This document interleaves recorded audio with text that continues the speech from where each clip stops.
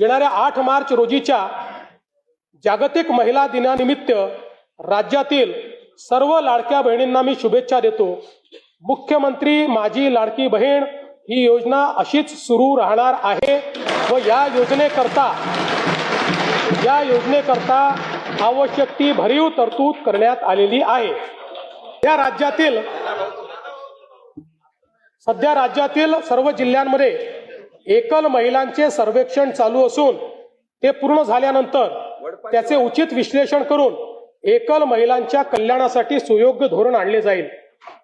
महाराष्ट्र ग्रामीण जीवनोन्नती अभियानाअंतर्गत आतापर्यंत सुमारे 37 लाख लखपती दीदी झाल्या आहेत। सन 2026-27 मध्ये आणखी 25 लाख बहिणींना लखपती दीदी करण्याचे उद्दिष्ट आहे। महाराष्ट्र राज्य ग्रामीण जीवनोन्नती अभियानाअंतर्गत स्थापन करण्यात आलेल्या महिला स्वयंसहायता समूहांच्या वस्तू व उत्पादन विक्रीसाठी हक्काची बाजारपेठ मिळवून देण्याकरता पहिल्या टप्प्यामध्ये 13 जिल्ह्यांमध्ये उमेद मॉल जिल्हा विक्री केंद्र उभारणीस मान्यता देण्यात आलेली आहे।